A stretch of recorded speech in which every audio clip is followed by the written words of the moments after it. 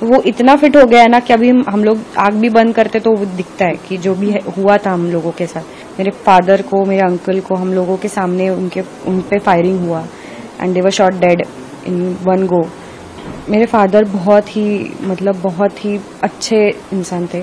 किसी से भी आप पूछो तो वो आपको वही बताएंगे। आपने देखा भी होगा कि इतने लोग उनसे प्यार करते हैं कि जब हम लोग उनको एयरपोर्ट से इधर लेके आए तो हम लोगों से पहले ऑलमोस्ट 100 से ज्यादा लोग हमारे घर के बाहर खड़े थे। इसके आगे की जिंदगी मैं कैसे चलाऊंगी? मेरा जो कमाने वाला जो मेरे पति थे वही चले गए, तो मेरे पास अभी इनकम सोर्स कुछ भी नहीं है ना। मैं, मेरी बेटी और मेरे हस्बैंड। एक्चुअली ये जो भी हुआ है हमारी फैमिली के साथ, ये एक ऐसा लॉस है जो कभी भर नहीं सकता है। मेरे फादर को, मेरे अंकल को हम लोगों के सामने उन पे फायरिंग हुआ and they were shot dead in one go. और वो सब होने के बाद उनको यहाँ पे लेके आना, उनके सब रिचुअल्स, जो लास्ट रिचुअल्स थे वो मैंने किए एंड वो इतना अनबेरेबल था कि मैं जिंदगी में कभी भूल नहीं सकती। जो भी मैंने देखा, जो भी अभी हम लोग जो भी फेस कर रहे हैं, मतलब लोग आ रहे हैं, हम लोग वो इंसिडेंट के बारे में बता रहे हैं, तो वो क्या हो रहा है, रिपीट कर करके हमें वो जैसे बोलते हैं ना कि कुछ रिपीट करते हैं हम लोग तो वो लर्न हो जाता है, ब्रेन में फिट हो जाता है। तो वो इतना फिट हो गया है ना कि अभी हम लोग आग भी बंद करते तो वो दिखता है कि जो भी हुआ था हम लोगों के साथ। तो वैसे भी वो बहुत ही इतना दर्दनाक है कि हम लोग कभी उसको भूल नहीं सकते। आपके फादर के बारे में कैसे? मेरे फादर कैसे चलता था आपका, उसके बारे में? मेरे फादर बहुत ही अच्छे इंसान थे। किसी से भी आप पूछो तो वो आपको वही बताएंगे। आपने देखा भी होगा कि इतने लोग उनसे प्यार करते हैं कि जब हम लोग उनको एयरपोर्ट से इधर लेके आए तो हम लोगों से पहले ऑलमोस्ट 100 से ज्यादा लोग हमारे घर के बाहर खड़े थे। उनका स्वभाव ही ऐसा था ना कि अगर आप उनको नए मिले हो ना तो आपको 1 घंटे में वो अपना ऐसा दोस्त बनाएंगे कि आपको लगेगा 10 साल से आप उनको जानते हो।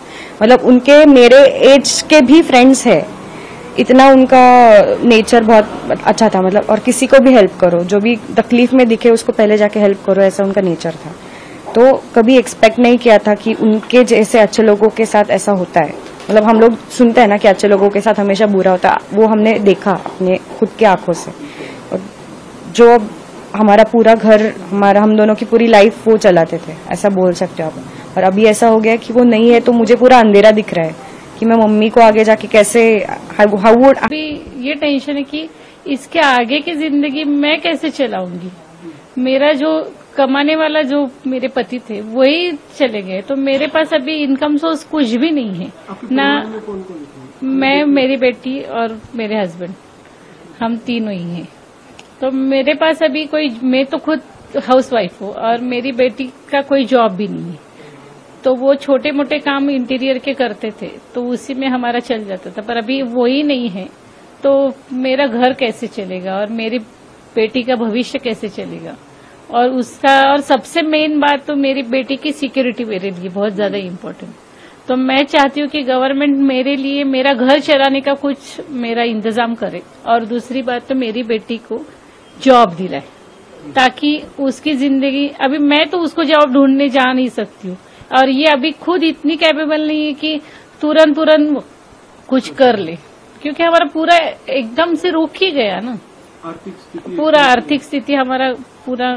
और मेरे पापा ऐसे थे ना कि उन्होंने कभी हमें बताया नहीं कि अगर कोई प्रॉब्लम है उनको या फिर कुछ भी है तो वो अपना सब हैंडल इतना अच्छे से करते थे कि हमें कभी पता भी नहीं चला कि अगर कोई परेशानी हो तो वो अभी परेशानी में है। उनका नेचर ही ऐसा था ना कि उन्होंने कभी दिखाया भी नहीं कि आज अगर उनको ऐसा लग रहा है कि मेरे पास कुछ प्रॉब्लम है तो कभी बताएंगे नहीं, वो अपना सॉल्व करके मजे से जिएंगे।